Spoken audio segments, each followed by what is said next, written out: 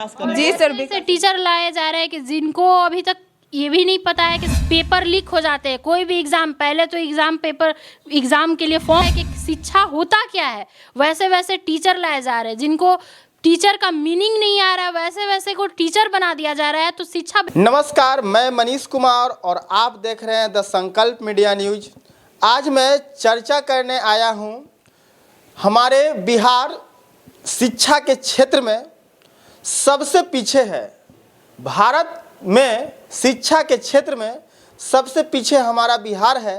तो आखिर क्यों है, जबकि हमारे प्रदेश के मुख्यमंत्री नीतीश कुमार जी खुद एक इंजीनियर होते हुए भी इतना पीछे हमारा बिहार क्यों है शिक्षा के क्षेत्र में।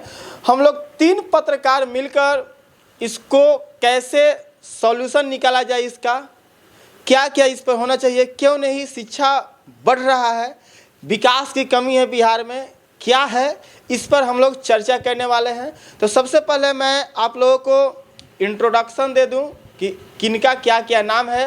ये द संकल्प मीडिया की टीम है, हम लोग तीनों लोग पत्रकार हैं। और जहां से भी आप लोगों को कोई प्रॉब्लम होता है बिहार में तो तुरंत हमारे दिए गए नंबर पर संपर्क करें कोई भी न्यूज के लिए, क्योंकि हम लोग उठाएंगे जन जन की आवाज़ और सरकार तक पहुंचाएंगे आपकी आवाज़ को।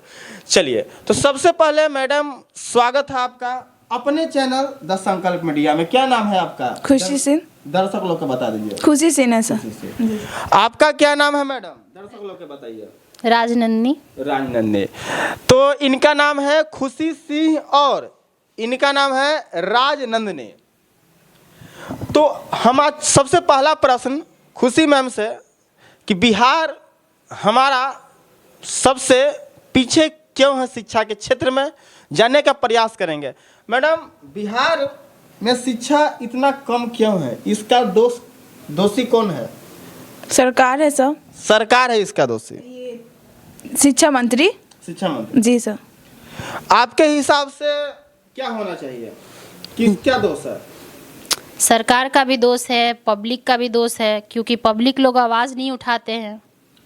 सरकार का भी दोष है, पब्लिक का भी दोष है, आवाज़ नहीं उठाते हैं। और मैं जहां तक मैं बता दूं आप लोगों को कि बिहार के सरकारी स्कूल में शिक्षक को रखा जाता है, लेकिन पढ़ाने के लिए नहीं, कोई और काम कराने के लिए।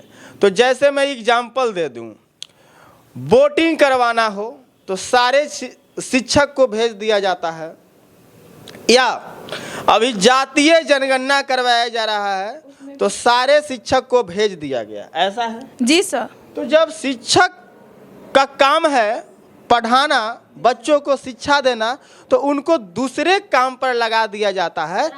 तो शिक्षा कौन? और क्या मैडम? शराब के लिए, शराब को पकड़ो, नशाबंदी को पकड़ो। जैसे कुछ दिन पहले नीतीश कुमार जी बोल दिए थे कि मास्टर साहब जो हैं, और इधर आ जाइए मैडम, मास्टर साहब जो हैं अब दारू पकड़वाएंगे। तो बताइए मैडम, मास्टर साहब दारू पकड़वाएंगे तो पढ़ाएगा कौन? बच्चे का फ्यूचर का क्या होगा? तो देखिए, सबसे पहले यहाँ एक पॉइंट निकल कर आया कि मास्टर साहब को बोला जा रहा है पढ़ाने की जगह आप दारू पकड़िए। तो यहाँ शिक्षा क्या हो रही है हमारी? खराब हो रही, कमजोर हो रही है। और बताइए आप मैडम, मुख्यमंत्री नीतीश कुमार खुद एक इंजीनियर है, लेकिन बिहार को आगे नहीं ले गए। क्या परिवर्तन होना चाहिए? यहाँ पर सब बच्चों को मतलब सरकारी स्कूल में ये सब टीचर जो है मतलब पढ़ाने के लिए जाए, पर उतने टाइम पे आ नहीं पाते हैं। और बच्चे सब ऐसे भी लंच टाइम भी रहते हैं तो खाली में ही रहते हैं, कोई मतलब सुविधा नहीं है। सिर्फ नाम के टीचर हैं कि मतलब सरकारी स्कूल के टीचर है, इनको इज्जत दीजिए। कहीं न कहीं जो सरकारी स्कूल के टीचर है, टीचर में भी कमी है। जी सर। चलिए, वो समय पर नहीं आते हैं, समय पर क्लास नहीं लेते हैं। आधा घंटा का लंच है तो लंच को कर देते हैं 1 घंटा, बच्चा खेल रहा है, बाहर है, उससे कोई लेना देना नहीं है। आखिर कैसे इसको सुधारा जाएगा मैडम? सब पब्लिक को एक होना होगा, सरकार को आके देखना चाहिए कि क्या कहाँ गलत हो रहा है। सरकार ही तो अंधी सरकार बनी हुई है, टीचर पे ध्यान नहीं दे रही है। टीचर जो कर रहे हैं सिर्फ वेतन उठाते हैं, बस वही देखते हैं कि हम बच्चे को कहते हैं कि बच्चे लोग पढ़ रहे हैं, लेकिन ऐसा कुछ शिक्षा व्यवस्था ही नहीं है। आइएगा तभी तो बच्चा पढ़ेगा, बच्चा को कोई नहीं पढ़ाता है। मतलब छुट्टी का टाइम हो जाए तो मतलब तुरंत छुट्टी हो जाता है। ये सब सरकारी स्कूल में चाहे उन स्कूल का टाइम है 9 बजे से, तो शिक्षक आ रहे हैं 12 बजे, तो कहाँ से बच्चे पढ़ेंगे? जब छुट्टी होती है, छुट्टी होने के समय पे बच्चे को आगे निकाल दिया जाता है कि हाँ चलिए छुट्टी हो गई, अब जाइए आप लोग। मतलब छुट्टी होने का टाइम है 4 बजे तो छुट्टी कर दिया जाता है। हाँ हाँ छुट्टी होने का टाइम है 3 बजे तो छुट्टी कर दिया जाता है। हाँ हाँ 2 ही बजे। आखिर इसका दोष कौन है? इसका दोषी कौन है? क्योंकि आए दिन सरकार जो है सीओ साहब, बीडीओ साहब टीचर लोग को मीटिंग में बुला लेते हैं, तो बोल देते हैं बच्चा लोग को कि जा रहे हैं मीटिंग में, जाओ छुट्टी हो गया। कहीं ना कहीं जी सर, जी सर, प्रॉब्लम है। शिक्षा के क्षेत्र में हमारा बिहार पीछे हो रहा है। और एक और मैं बात बता देना चाहता हूं, शिक्षा मंत्री तो जिस तरीका से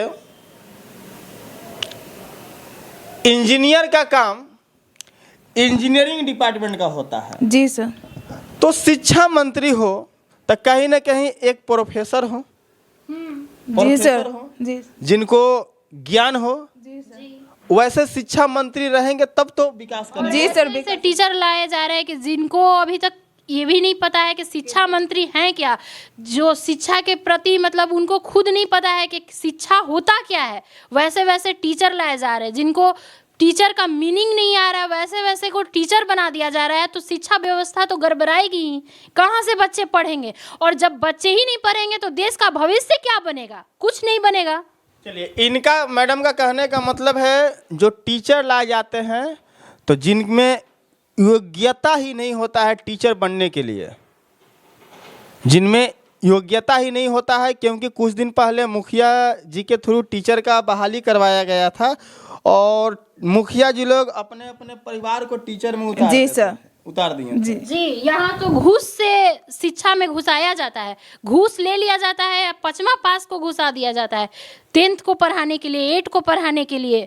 हाँ, खुद तो कुछ आ नहीं रहा है तो लेकिन मुख्यमंत्री कहते हैं बेटी बचाओ बेटी पढ़ाओ, और बोलते हैं कि जो ग्रेजुएशन बीए पास कर जाएगी सरकार की तरफ से 50 रुपया भी दिया जाएगा और आगे पढ़ने के लिए। नीतीश कुमार तो ऐसा बोलते हैं। जी, ऐसा कुछ रहता तो आज ग्रेजुएट चाय वाली नहीं बनती। ग्रेजुएट करके चाय बेच रही है। बच्चे भीड़ में जुट के जाते हैं एग्ज़ाम देने, एग्ज़ाम पेपर लीक हो जाता है क्योंकि सरकार ही यहाँ पे तो जो नेता है वही सब मिले हुए हैं, सब मिल के सब खाते हैं, पैसा बांट लेते हैं आपस में। सरकार ही मिल के सब कुछ करते हैं, अपने ही आदमी को घुसाते हैं और झूठ मूठ का दिखावा करते हैं कि हम इतना वैकेंसी ला रहे हैं और इतना कर रहे हैं। कहने का मतलब मैडम बिहार सरकार की जो भी वैकेंसी होती है पैसा के दम पर सारा सीट बिक जाता है। जी हाँ, बिल्कुल। इसके कारण एक ग्रेजुएट चाय वाली हाँ चाय बेच रही है और आए दिन यही होगा कि पढ़े एमए बीए ग्रेजुएट जो भी करेंगे सारे लोग का यही दिन आएगा कि चाय और पकौड़ा बेचेंगे, ठेले लगाएंगे, यही करेंगे। क्योंकि आने वाले दिन में किसी का कुछ भला नहीं होने वाला है, किसी का नौकरी नहीं लगने वाला है क्योंकि यहाँ सरकारी निकम्मी है। तो आपने सुना और रियल भी है कि बिहार में जितनी सारी वैकेंसियां निकलती हैं उनकी सीटें बिक जाती हैं और एग्ज़ाम होने से पहले परीक्षा हॉल में विद्यार्थी घुसने से पहले पेपर लीक हो जाता है। और बिहार का पेपर लीक इस तरीक़ा से हो रहा है जैसे टंकी लीक हो जाता है, नल लीक हो जाता है। इस बच्चे इतने मेहनत कर के पढ़ते हैं, रात दिन एक करके पढ़ते हैं, भीड़ में जाते हैं, एग्ज़ाम देते हैं, ना ही एग्ज़ाम का कोई ठीक व्यवस्था होता है ना कुछ होता है। हम लोग से चार्ज लिया जाता है, एग्ज़ाम के फॉर्म भरने का चार्ज लिया जाता है, सब व्यवस्था का चार्ज लिया जाता है। ये करो, ये बनाओ, वो बनाओ, जाति के लिए प्रमाण पत्र दो, ये करो, ऐसे ऐसे करके सब लेते हैं और एग्ज़ाम एक दिन कैंसिल हो जाता है। तो कहाँ जाएगा बच्चे का भविष्य? कहाँ जाएगा? कहाँ से कहा जा रहा है कि सरकार कहते हैं कि बेटी पढ़ाओ और बेटी बचाओ, वो सब तो दूर की बात है कि यहाँ तो जो हम लोग का हक अधिकार है वो भी नहीं हम लोग को मिल रहा है। चलिए, मैडम का कहना है कि बेटी बचाओ बेटी पढ़ाओ, मतलब कि नीतीश कुमार का काम केवल पेपर पर होता है, रियल में होता ही नहीं है। नहीं सर, नहीं होता। केवल पेपर लोग मिले हुए हैं, सब मिले हुए हैं, सारे नेता मिले हुए हैं। अच्छा मैडम, ऐसा क्या होना चाहिए कि अगले इलेक्शन में 2025 में जो विधानसभा का चुनाव होगा तो किनको मुख्यमंत्री बनाया जाए कि बिहार को शिक्षा में आगे लेकर जाए? जो जन जन की समस्याओं को देखें। ऐसा कौन सा नेता आपको दिख रहा है जो जन जन की समस्या को देखे? सर जो अगले मतलब नेता बनने वाले हैं, मैं मतलब वो बने और आगे मतलब अच्छे अच्छे काम करवाएं अच्छा, उनको। कौन सा नेता? चिराग पासवान, तेजस्वी यादव, नीतीश कुमार, गिरिराज सिंह, कौन से नेता? किससे आपको उम्मीद है कि शिक्षा को ऊपर की ओर लेकर जाए? चिराग पासवान जी। क्यों मैडम चिराग पासवान क्यों?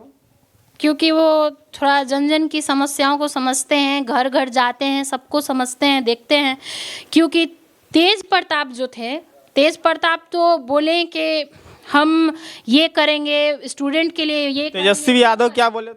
तेजस्वी यादव ने बोले कि हम ये करेंगे स्टूडेंट को। जो तेजस्वी यादव बोले कि पहले कैबिनेट में पहले ही हस्ताक्षर से 10 लाख लोगों को रोजगार मिलेगा, लेकिन अभी तक कितनी वैकेंसी आई? बिहार में उनकी सरकार आ गई है, वो उप मुख्यमंत्री के पद पर है। कुछ भी नहीं, कहाँ से कोई वैकेंसी नहीं है, केवल सुनने में आ रहा है। नहीं आया है सर, आ रहा लगता है नहीं आएगा, और आएगा तो सीट भी बिक जाएगा। हाँ, बिक जाएगा। जैसे अभी कुछ दिन पहले हुआ, बिहार ग्रेजुएशन लेवल का जो एग्जाम हुआ बिहार एसएससी का, कैसे मार खाए स्टूडेंट अपनी मांग को मांगने और गए। यहाँ पर अपनी मांग को रखिएगा, अपना हक के लिए आवाज उठाइएगा तो आपको पुलिस से पिटवा दिया जाएगा। अब पिटवा हाँ। इस तरीका से दिया जाएगा कि आप अपराधी हैं, आप आतंकवादी हैं। दिया जाएगा कि ऐसे ही विकलांग होके घर में पड़े रहिए, बैठे रहिए, कुछ नहीं होगा, और क्या। अच्छा, पिछले इलेक्शन में इसमें बिहार को आगे ले जाना है तो हम सभी जनता को सोच को बदलना पड़ेगा, जातिवाद से हट के वोट देना होगा। पिछले इलेक्शन में 2020 में जो इलेक्शन हुआ था तो उसमें एक आई थी लीडर जिनका नाम था पुष्पम प्रिया चौधरी। विदेश से पढ़ लिख कर आई थी कि बिहार में विकास करेंगे, लेकिन उनका एक भी सीट नहीं आया बिहार में। तो जब तक बिहार में जातिवाद से हटकर हम लोग वोट नहीं करेंगे तो बिहार शिक्षा में क्या कोई भी क्षेत्र में आगे नहीं निकल पाएगा। अब आप लोग कमेंट करके बताइएगा कि बिहार का अगला सीएम कौन होना चाहिए और शिक्षा मंत्री बनने के लिए योग्यता होना चाहिए या नहीं होना चाहिए। बने रहिए द संकल्प मीडिया न्यूज के साथ। जय हिंद, जय भारत।